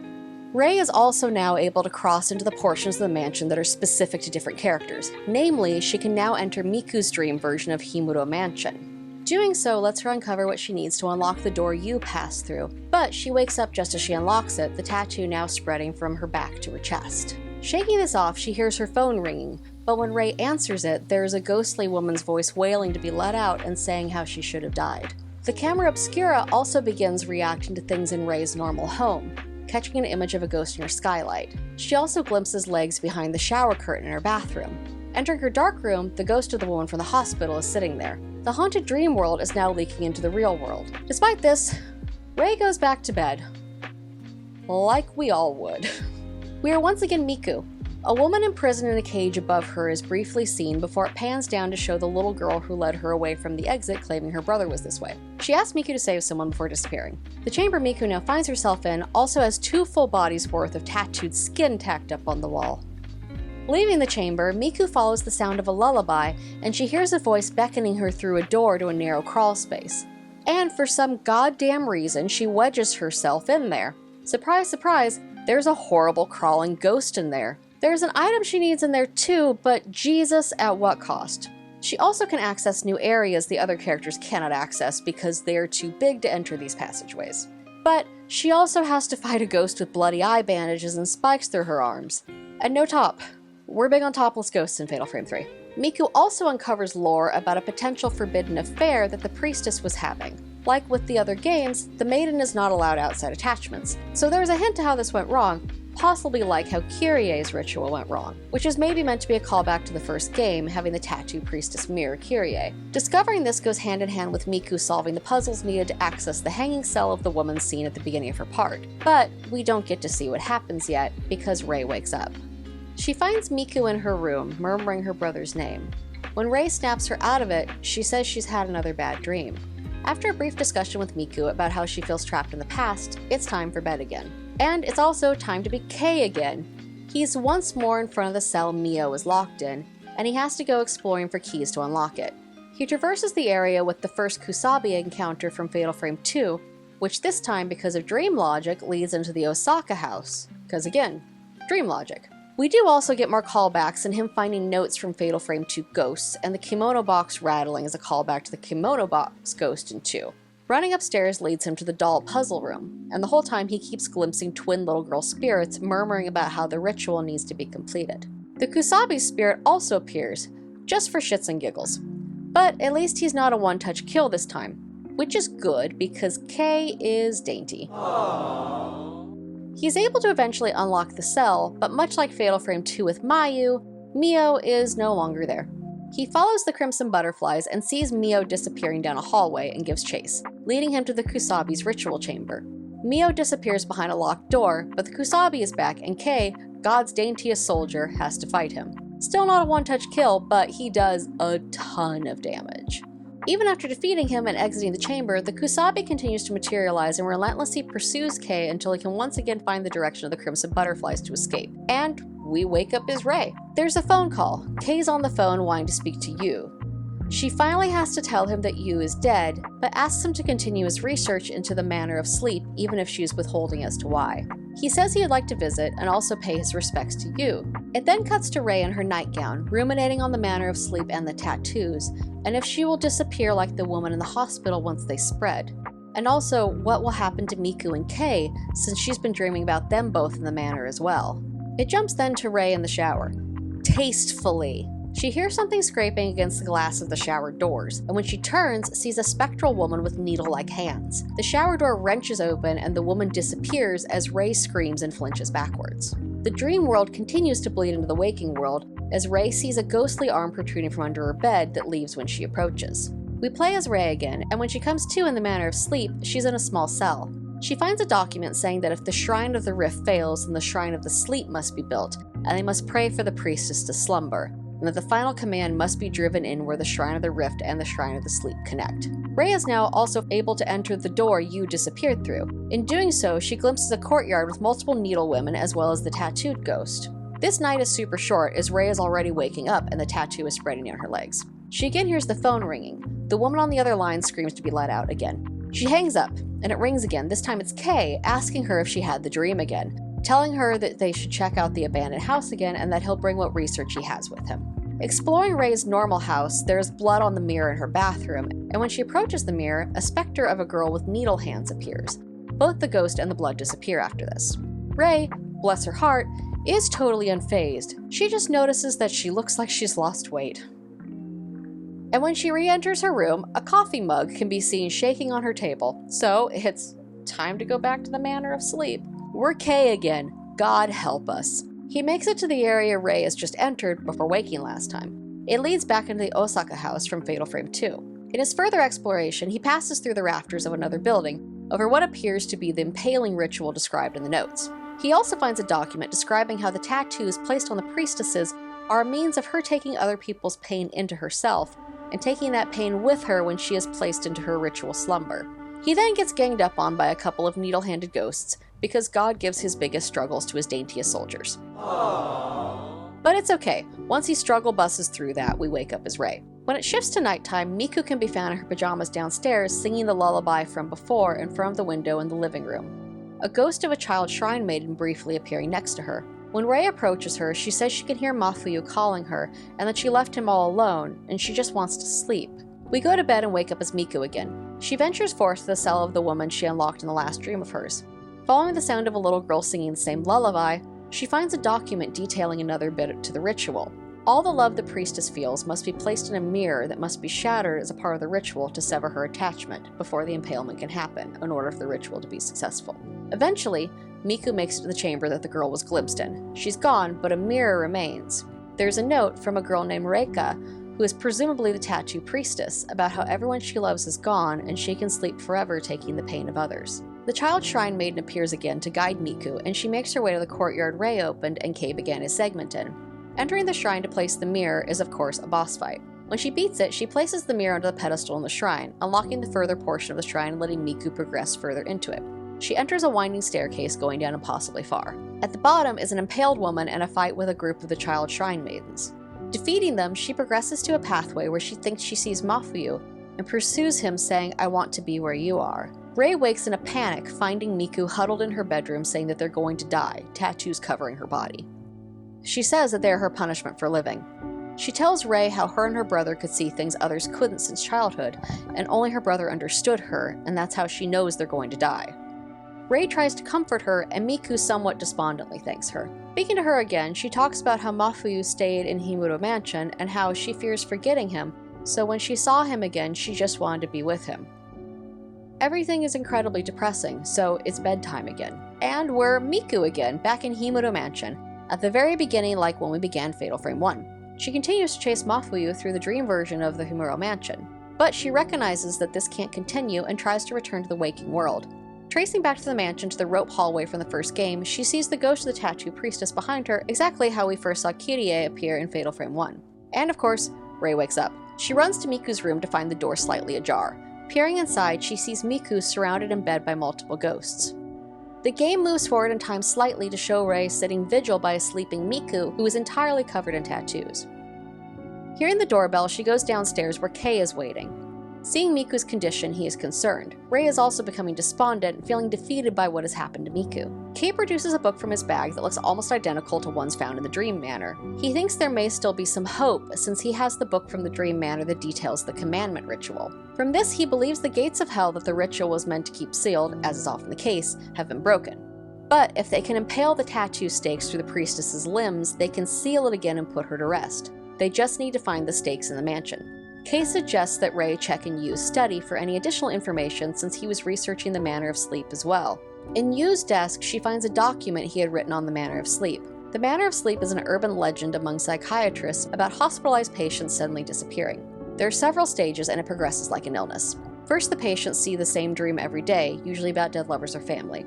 Then they dream about wandering into a large manor, a haphazardly set up house that doesn't make much sense, but inside they find their loved one. Then they follow the dead deeper into the manor. Many report the same experiences along the way, like hearing a lullaby or seeing a masked funeral march or being pursued by a woman covered in tattoos.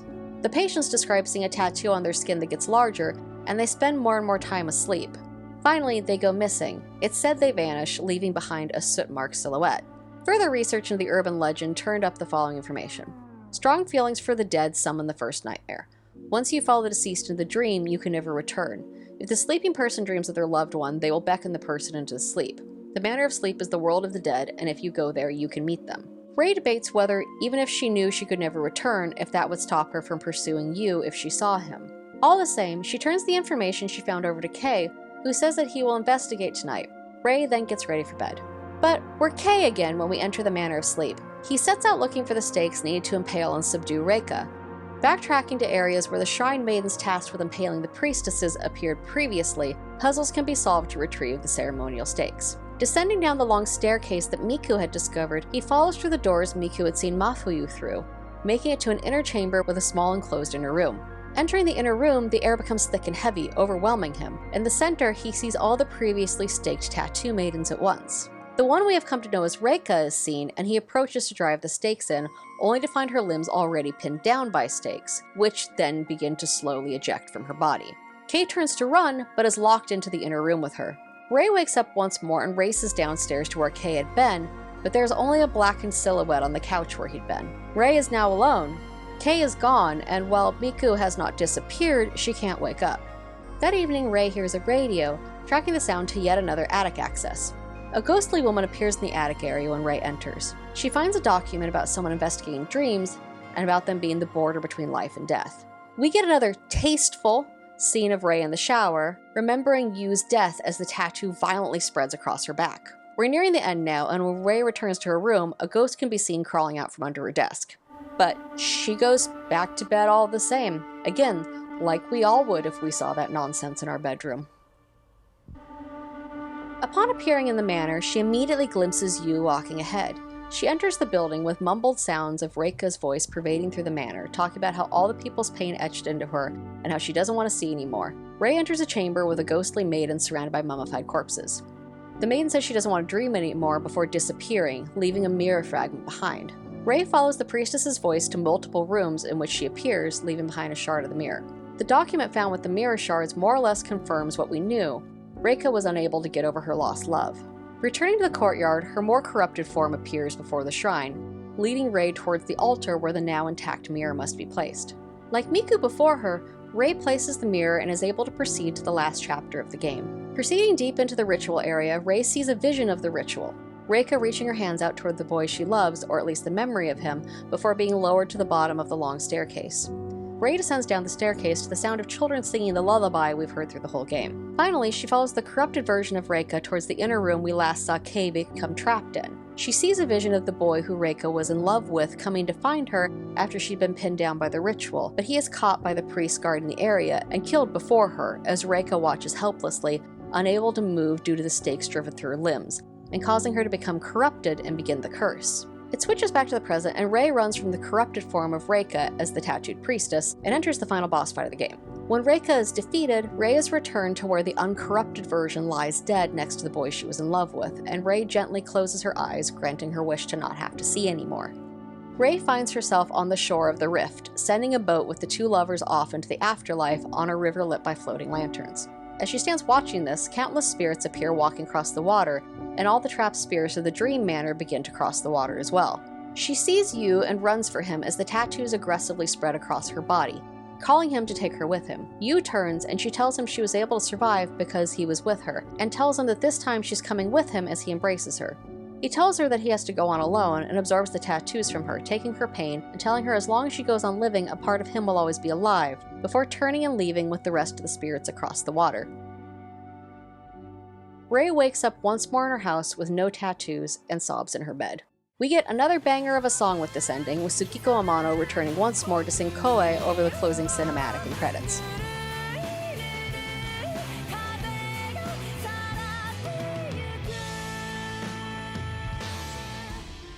The post-credit scene shows Miku and Rei sitting on a beach. Miku saying she never understood why they were allowed to live, but that they would go on even with the pain, and Rei agreeing. Well, that was a lot. And so happy, too. We are Sex Bob, and we're here to make you think about death and get sad and stuff! But now that we have the plot out of the way, we can discuss the themes of this franchise. The major theme being grief. And while I know it's in vogue for horror to be a grief metaphor currently, especially that which falls under the umbrella of the dreaded term elevated horror, but if it looks like a duck and it quacks like a duck, it's probably about insurmountable grief. And the franchise has a very distinct way it shows this that prevails across all three games. You see, as I kind of alluded to earlier, there's a formula here. Protagonist chases loved one to site where a great ancient horror occurred. Protagonist becomes trapped by said horror. Protagonist has to fight through terror after terror in pursuit of that loved one, and in the end, the only way they're able to escape back to the real world is to lose the person they loved and were pursuing to begin with. Grief, in the Fatal Frame games, is a haunted house. A house that feeds on the pain and sadness of all who enter it. And as long as you are unwilling to let go, you're trapped just like all the ghosts before you. It's only when you accept the horrible loss that you've faced and let that person go that you're able to leave. While the haunted house metaphor is made slightly imperfect by Fatal Frame 2 taking place across an entire village, as opposed to the other games, I think this metaphor is still apt. Because like I mentioned in the introduction, at this franchise's beating heart is the theme of love and loss and how these things trap and change us. These concepts are clearly shown in the juxtaposition of the protagonist and antagonist of each game, because each game's protagonist finds a dark mirror of themselves in the main antagonist of their game. And while it can be argued that there are 3 protagonists in 3, it is truly Rei's game with Miku and Kei as secondary characters. Therefore, Reika is Rei's dark mirror. The theme is most obvious in Fatal Frame 3, since we literally begin the game with Rei mourning the death of her fiancé Yu and struggling to accept it. But this plays out again and again through the franchise. Miku searches for Mafuyu, fully knowing the risks, fully knowing that no one who has entered Himuro Mansion has left it. But she goes all the same, facing horror after horror alone, only to lose him in the end. The person who meant the most to her, the person who she states is her everything. Her dark mirror, Kirie, is also forced to endure the loss of the only person who showed her kindness and meant anything to her. This is again a little more complicated in Fatal Frame 2, as Mio and Mayu both play into this in their own way. But it still works because while Sae is seen as being so similar to Mayu that at times they literally overlap and become the same person, in this case Mayu herself, so also Sae by proxy, is Mio's mirror. As much as Mio and Mayu are a reflection of Yae and Sae before them, each contained set of twins is also a dark mirror of the other. Mio and Yae always forced into the more dominant and leading role, clearing the path and trusting that their sister will know to follow because they have faith in them, and Mayu and Sae taking the more passive role, in their own ways resenting their sister as much as they love them for her ability to be more independent, for the idea that she could leave her alone when she is unable to fathom the idea of life without her sister. In parallel, both Mayu and Sae bear the pain of being left alone and the obsessive need for their sister to return for them, to always be with them. But even though Mio and Yae are their survivor, they are both eaten by the guilt of having to abandon their sister. As expected, even by their names, and by the more overt themes of that game, Rei and Reika are the most obvious opposition. Both were forced to watch as the person they loved died in front of them, both of them carrying the guilt that they were in some way responsible for this death, even though in both cases the circumstance was largely out of their control. The way in which grief traps you being made the most apparent in this game, as it is specifically people who lost the person they care the most for that are drawn in by the memory of that person until they've gone too far into the mansion of sleep to escape, until their grief ultimately swallows them whole, leaving nothing behind but their shadow. This is again driven home by the way the protagonist and antagonist of each game is positioned against each other. Both endure the same debilitating grief, but the protagonists eventually are able to leave their haunted houses by not letting the grief of the loss completely eclipse the love they had felt for that person. And while not always fully accepting, at least finding a way to live with and move forward from their loss. In contrast, each game's main female ghost antagonist is unable to see beyond the grief, and the misery twists them into something monstrous that leaks out to all around them. They hold on to only the grief, and in becoming corrupted by it, can never leave their haunted house. It can also be posited when looking at it this way that we watch our protagonists traverse the 5 stages of grief throughout their respective game, only able to leave when they reach the last stage, acceptance. In revisiting this series that meant so much to me at such a difficult time, in the years that have passed since those games released, I came across 2 pieces of media that conveyed a very similar feeling to the Fatal Frame Trilogy, and could be considered sisters of a sort. As they have similar ideas, I would like to examine the Fatal Frame Trilogy and how it is similar to and complemented by both Mark Z. Danielewski's juggernaut of a novel, House of Leaves, and Mike Flanagan's reimagining of Shirley Jackson's The Haunting of Hill House. There will be spoilers for both properties ahead, as I'm going to quickly give you the Cliff Notes version of each, so that we can then look at how the works compare to each other. Please note that in order to compare these, there is no way not to spoil anything, so sorry about that. House of Leaves is a little difficult to summarize and discuss because a lot of its experience comes from how you physically engage with the book itself. So if you've not done so, I recommend reading it because no summary is going to convey even half of the experience. But here is the very, very bare bones idea, without peeling too deeply into symbolism and what is and isn't real. Though if you want a video that digs into that really, really well, Nightmind did a wonderful deep dive on it that I will link in the description. Anyway, at the most basic surface level read, House of Leaves is 3 stories layered into one. It is the story of a tattoo shop apprentice named Johnny Truant who discovers a manuscript his now deceased neighbor was writing, the writing of which seemed to drive him mad, but Johnny feels compelled to read it and edit it and then release it. The next layer of the story is the story of Zampano, the man who was compiling a manuscript about a documentary called The Navidson Record, a film that may or may not exist, that drove him insane and perhaps ultimately to his death. And beneath that still is the film The Navidson Record itself. The story of a family, Will, Karen, and their children Daisy and Chad, that move into a house that, much like the TARDIS, is inexplicably bigger on the inside and continues to warp and morph as the story progresses, with the film documenting both this and the toll the house takes on the family itself. The house on Ash Tree Lane means something different to each person who interacts with it, at each of these levels, from those living in it to the 2 men writing about it. The book is written mainly showing the manuscript that Zampano is writing, but through footnotes and citations we get the stories of Zampano and Johnny Truant themselves as the story affects them. There are also supplementary documents found in the appendix that give more insight into the lives of these 2 men, who, while the main focus is always the family physically living in the house, the layer of these other 2 men are always present. And through these, we see as the story within the film progresses, the sanity of the 2 men documenting it declines. And this is without getting too in depth of what is or isn't real, or who exists only in whose head, but that would need to be a whole video unto itself to examine. The Haunting of Hill House, while full of depth and nuance, is a little more straightforward to summarize. The story centers around the Crane family with 2 timelines it flips between.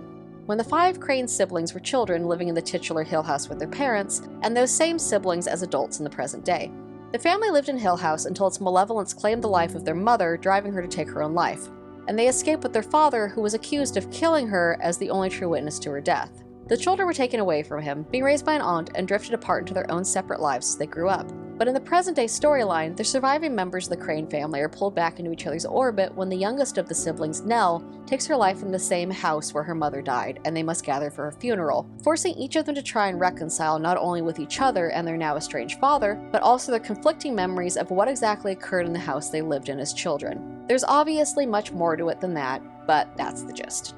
So beyond the connective tissue of all these works having a house that is as much an antagonist as any ghost, both House of Leaves and The Haunting of Hill House share repeated themes with the Fatal Frame franchise. The first theme running through all these works that I want to touch on is the theme of inevitability, specifically inevitable tragedy. This theme comes through the clearest in the Fatal Frame franchise and The Haunting of Hill House.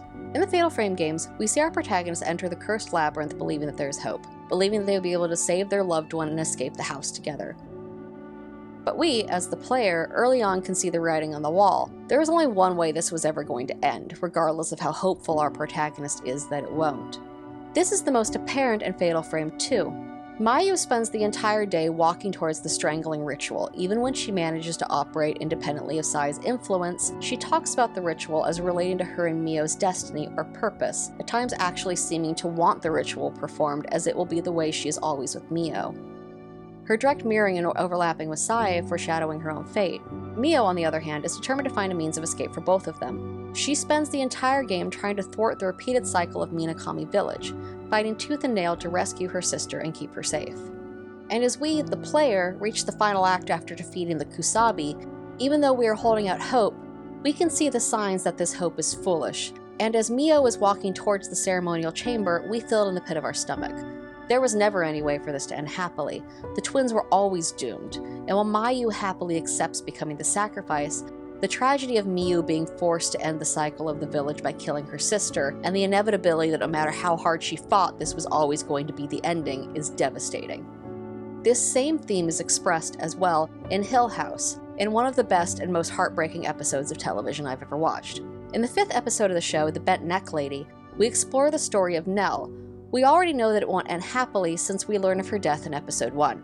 As the title of the episode suggests, Nell's episode has to deal with the ghost that has followed her all her life. Since moving into Hill House, throughout her life she has seen the ghost of a woman with a broken neck. Over the course of the episode, we see little girl Nell visited by the woman appearing in her bedroom, and before her when she later sleeps on the couch, afraid to be in her room. As an adult, Nell enters into a sleep study to deal with the sleep paralysis that accompanies the visions of the woman with the broken neck. In doing so, she meets and falls in love with a sleep technician. We get to see Nell be happy for what feels like the first time ever. We watch them build a life, we watch them get married, and the broken neck woman is absent during this period in her life.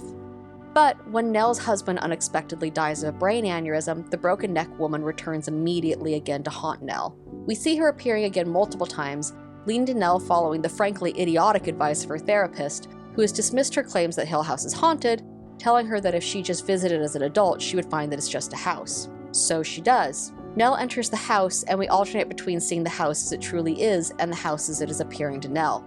While to us, the viewer, we see a dark house that is crumbling into disrepair. When Nell steps inside, it is spotless and well lit. She's greeted by visions of her family, apologizing for how they've treated her. They ultimately part to reveal her husband, who she waltzes with throughout the house. We see her in the real world, twirling alone in an abandoned building, and briefly, when we are back in Nell vision, see the ghosts of everyone who has died in the house before circling the couple as they dance. Nell's mother appears, leading her up a spiral staircase and presenting her with the necklace she always wanted as a little girl, putting it around her daughter's neck, only for Nell to begin to see the real world and the noose her mother has placed around her neck, and that she is teetering on the edge of a landing. Nell begs her mother to help her, only for her mother to smile sadly and push her over the ledge. As Nell falls, her neck snapping, we see her dropping backwards through moments of her life, seeing herself recoiling in terror from the broken neck woman each time she appeared, seeing basically herself recoiling from her. And as Nell falls through each scene, working back towards the first time child Nell saw the ghost, we are confronted with the inevitable tragedy. Nell has been her own ghost, haunting herself. She was always doomed to die this way, to become the bent neck lady. It was a premonition of her own end. The idea of inevitability, of trying to hold out hope despite always knowing where this was going, that there was never a chance, not for Mayu and not for Nell, is summed up in a line from Hadestown. To know how it ends and still begin to sing it again, as if it might turn out this time. It is the hope, crushed by inevitability, that adds weight to the tragedy, and gives more substance to the grief of those left behind. These works are horror, yes, but they are also a tragedy. The final theme I want to address in these works is one I've touched on a bit with Fatal Frame alone. Hill House and the house on Ash Tree Lane are similarly prisons of grief like Himuro Mansion, Minakami Village, and the Manor of Sleep. These structures seeming to have their own life and agency in actively trapping the grieving protagonists. In Fatal Frame, this can be seen in the way Himuro Mansion begins repairing itself, pulling living occupants backwards in time and further from their escape. And the Manor of Sleep adding rooms and whole areas to fit the people it is slowly devouring, changing to mirror the places where their prisoners' grief affected them the worst. Hill House does not repair itself, but it imprisons in its own fashion. This is most clearly seen in one of the ongoing mysteries of the show, the room with the red door. Whenever it is seen in the past, it is locked and no one can find a key or a way to force it open. Shirley and Nell repeatedly try keys, and the father, Hugh, tries to use tools to break it open, but we always see the door firmly shut. We only actually see it open twice. The first is in the second to last episode, episode 9, The Screaming Mimes. Mother Olivia enters the Red Room and creates a tea party with poisonous tea after the house itself has poisoned her, convincing her that the only way to save her 2 youngest children is to ensure that they never grow up. The second time is when the siblings all make their way to the house, pursuing youngest brother Luke, who means to destroy the house in retaliation for his sister Nell's death. The house, realizing its prey is returned, manages to lure and trap the siblings in the Red Room. It is only when Nell's ghost is able to speak to her siblings, manifesting in the Red Room, that the secret of the room is revealed. We have been in this room so many times and we didn't know. All of us. Mom says that a house is like a body, and that every house has eyes, and bones, and skin, and a face. This room is like the heart of the house. No, not a heart, a stomach. It was your dance studio, Theo. It was my toy room. It was a reading room for Mom, a game room for Steve, a family room for Shirley, a tree house. But it was always the Red Room. It put on different faces so that we'd be still and quiet while it digested. I'm like a small creature swallowed whole by a monster, and the monster feels my tiny little movements inside. The house on Ash Tree Lane eats its inhabitants whole in its own fashion that is far less subtle than that of Himuro Mansion or the Manor of Sleep. It first absorbs the expedition party Will Davidson hires to investigate the mysterious, ever-elongating hallway that appears in his house, after his partner Karen demands that Will himself not set foot in there, the hallway triggering her trauma-induced claustrophobia. Only one of the 3 men in the party is able to return alive, with one of the men killing one of his companions and severely wounding the other, before becoming so drawn in that he finds himself lost in the darkness, eventually shooting himself in what he sees as his only means out of the house. The house later turns more violent, reshaping itself frantically as it tries to devour the Davidson family. Most everyone escapes, but the daughter Daisy is trapped inside, and Will Davidson's brother, Tom, breaks back into the house to save her. The book describes the floor as becoming like a conveyor belt that Tom has to run against the current of to try and lift Daisy out through a window into safety. Daisy is saved, but Tom is pulled back into the house, with the walls literally snapping closed around him, cutting off his hands and then opening the floor to drop him into perpetual darkness, literally eating him alive. When later Will ventures back into the house against the wishes of Karen, consumed by the grief of losing his brother, as well as a dead girl who has haunted the narrative up to this point, who he took an award-winning photo of, entering the hallway bogged down by grief, the exits seal and the house begins to digest him, the walls and floor coming slowly closer and closer to him. It is only when Karen returns, braving her claustrophobia, that Will is saved and spared being eaten by the house like the other men. This is echoed by Benjamin Muir in his doctoral thesis on the novel. In House of Leaves, Danielewski has conceptualized a house that is haunted not by ghosts, but by the memories of those who enter it.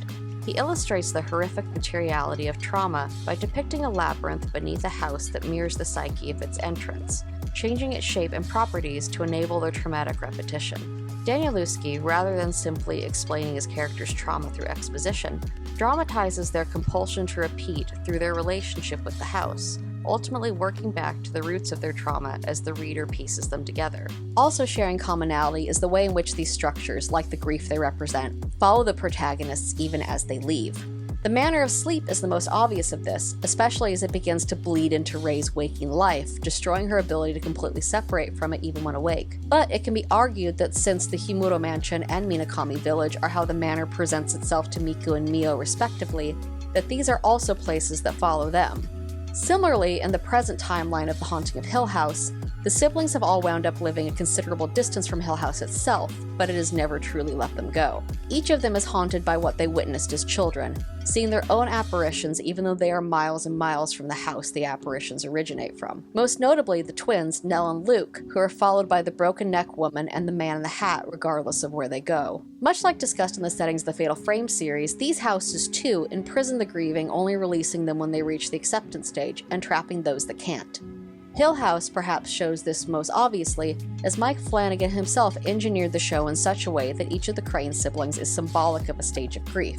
with the episodes that are centered on each of them airing in the order in which the stages are processed. First following the oldest sibling, Steven, representing denial, the only one of the siblings completely unwilling to admit that anything supernatural happened to them as children, despite profiting from having written a novel about the haunted house they grew up in. Second-born Shirley is anger at what she sees as her family's shortcomings, angry at the way in which she has had to become the adult of the family since Steve all but abandoned his role of older brother once the children left the house, and of course, angry at the death of her little sister Nell. Middle child Theo represents bargaining, shown to be able to see the memories or emotions of people by touching them or items they interacted with. She is always clad in gloves to avoid touching, except when she is unable to feel or see anything when she touches Nell's corpse laid out in the funeral parlor and becomes desperate to feel anything at all. Luke represents depression, fully believing he doesn't have the ability to go on without his twin sister Nell, who he has had an incredibly strong connection with. Even before this, Luke dives into substance abuse to keep what he saw and felt in Hill House at bay, always in fear that the man in the hat will appear. And last, of course, is youngest daughter Nell, representative of acceptance. When her siblings all become trapped in the Red Room, all in their own ways consumed by grief over her death, she is the only one able to rescue them and open the red door to let them leave the house. By accepting her own death, despite the unfairness of it, she helps her siblings reach the final stage as well, which is what ultimately breaks the house's hold on them, letting them leave. To a less obvious degree, in House of Leaves, the acceptance comes not just from Will coming to terms with the deaths of his brother and the little girl who has haunted him, but also Karen overcoming her own trauma, grief, and mourning over not only the literal dead, but what has felt like the slow death of her and Will's relationship over the course of their living in the house on Ash Tree Lane. It is only then that Will is open to being rescued, and only then that Karen is granted access to the house to save him. Returning again to Benjamin Muir, this formless variant of the house has a greater significance to Navidson. It is likewise the physical embodiment of his longing for oblivion. It's only when Navidson, frostbitten and starving to death in a formless void, is willing to let go and move on from his trauma and prioritize his family above his repetition compulsion that his partner Karen can find him and rescue him. So in each of these cases, grief is a haunted house, but it's one that you can eventually find the exit of as long as you're willing to confront and accept that grief.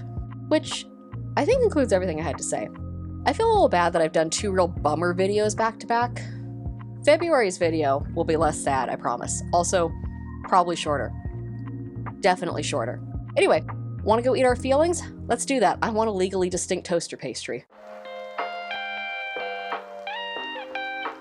Well, everything is depressing, but at least we have cute little ghost pastries, so not a total loss. What do you guys think? Want to try your hand at making these little guys? And do you have a favorite super depressing video game? Drop your thoughts on the work, the food, and what your favorite piece of haunted house themed media is in the comments below. The recipe, recommendations, and sources are listed in the description below. And hey, if you enjoyed your stay here, maybe you'd think about liking and subscribing to see what we cook up next. And if you want to go even further, we've got a Patreon! A lot goes on in front of and behind the camera to make these videos, and every little bit helps us keep the lights on in the diner and the gas on in the stoves. And Patreons get fun perks like getting episodes early, access to the Horror Diner Discord, and possibly even exclusive cat pictures. Ooh. And patrons $5 or more get to be part of the Horror Diner Book Club, where every month you vote on a book for me to cover and you can read along with me, and then I make an exclusive video on that book just for you on Patreon. We've covered things like Bitterthorn by Kat Dunn, We Used to Live Here by Marcus Klewer, What Hunger by Catherine Dang, and The Sound of the Dark by Daniel Church. It's neat! You can find that linked in the description, as well as links to where you can find us on Instagram, Bluesky, and TikTok. This has been Fatal Frame, I've been Spooky Pie, and you have been amazing. Y'all come back now, you hear?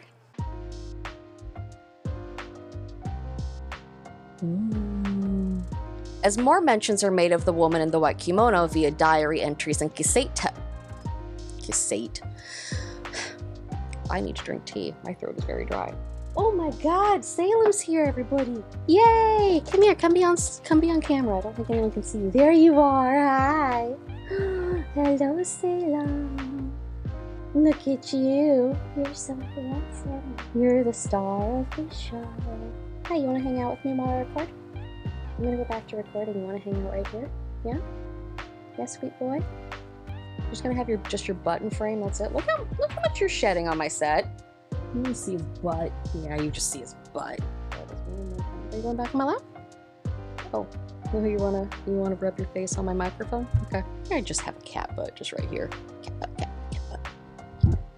He inherited mommy's fatal frame obsession. Just look at him.